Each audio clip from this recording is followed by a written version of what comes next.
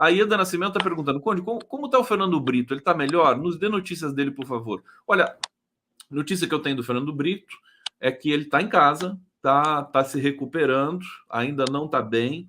Se ele estiver nos assistindo, Brito, um beijo para você. Saudade de você e necessidade de você, meu querido, porque para ler esse cenário intrincado, o Brito é um dos poucos que traz uma visão muito apurada, né, o meu querido Altamiro? Como é que é a sua amizade com o Fernando Brito? Você é muito amigo, né?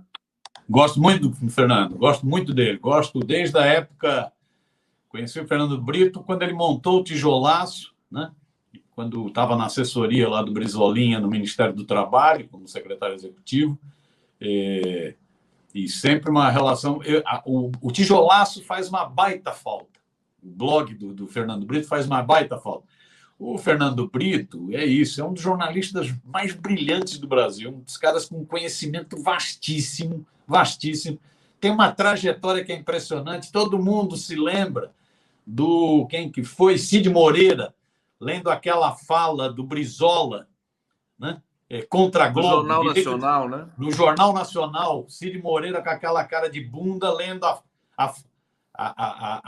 direito de resposta do Brizola, do velho Brizola. Quem escreveu aquilo lá foi o Fernando Brito, que era assessor do Brizola. Né? Era assessor do Brizola, o governador Brizola. Né? Quando o Brizola sentiu todo o cerco da imprensa, e principalmente o cerco da Globo no Rio de Janeiro, porque o Roberto Marinho achava, e os filhos acham, que o Rio de Janeiro é dele, né? Roberto Marinho, o Brizola fez o chamado tijolaço, que era matérias pagas no jornal. Quem escrevia era o Fernando Brito. Então, o Fernando Brito... O Brizola dava uns pitacos, né? Sim, e quem escrevia, quem dava o texto e tal, era o Fernando Brito. Fernando Brito é o do Cid Moreira no Jornal Nacional, aquilo que é um clássico, né? da luta contra a manipulação midiática. O Fernando Brito é o do tijolaço. Quando o Brizola morreu, a situação mudou. Aí, quando o Brizolinha foi para o Ministério do governo Lula, né? Fernando Brito foi trabalhar junto com ele e voltou, os dois voltaram a fazer o tijolaço. Depois, o Brizolinha tomou outro rumo e o Fernando Brito continuou. O tijolaço é impressionante, era trabalho dele diário, 4, 5 postagens sozinho, 4, 5 postagens dia, sempre super afiado, sempre no tema. Então, ele faz uma falta lascada. Não, e um dos dramas da condição dele, que é uma condição de saúde lá, ele tem diabetes, tem uma soma de questões ali, e uma que, inclusive, é complicada de ter um diagnóstico, mas ele está lá né, sempre lutando, né, para melhorar. Ele disse que não consegue escrever, né? Ele consegue dar entrevista, falar, mas ultimamente nem isso ele estava conseguindo. Então, Fernando Brito, meu querido, se você estiver assistindo aqui, a gente está sentindo uma falta muito grande de você. O pessoal está pedindo até o Pix aqui do Fernando Brito. Vou localizar aqui, vou colocar no bate-papo e nas nossas telas. Porque aquela coisa, né, Altamiro? Eu sempre ia lá no Tijolaço também, porque o Brito sempre dava uma visão mais corrosiva, né? Era uma visão diferente do que a massa do ecossistema digital progressista tinha, né? Ele sempre falava assim, tem um problema aqui, tem um problema ali, e o texto, né? O texto implacável dele. Então aqui está feita a nossa manifestação de saudade aqui do Brito. Meu querido... Diga, Altamiro, você quer completar? Não, só esse negócio do Fernando Brito. A situação de saúde dele é muito delicada. O problema sério é que ele não está conseguindo diagnosticar, porque todos esses problemas que ele tem tido de saúde, não tem um diagnóstico preciso. Eu acho que o Fernando, eu tive com ele, a período mais recente foi agora, meados do ano passado, em Maricá, num evento que a gente fez em Maricá, no encontro de blogueiros. Ele fez um debate, fez lá uma fala, foi super interessante e tal, né?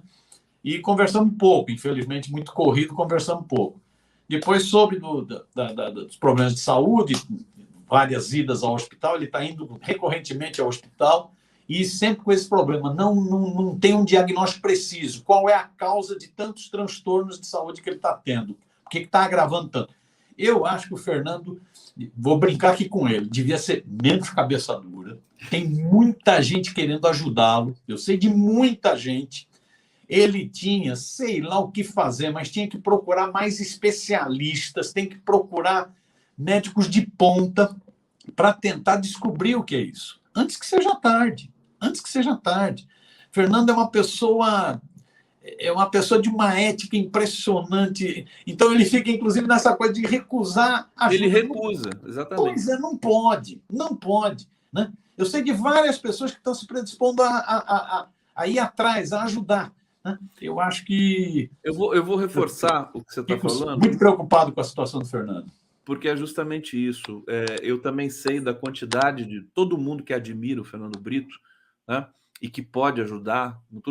O Fernando Brito, ele responde, ele diz assim, não, já estou bem atendido, tem o plano dele, foi no SUS e foi também em outras situações ali no Rio de Janeiro e tudo mais, falou que foi super bem atendido, foi em vários médicos e tal, mas é aquela coisa, ajuda não atrapalha, né? Literalmente. Se você tiver mais uma possibilidade, às vezes você pode encontrar um caminho diferente.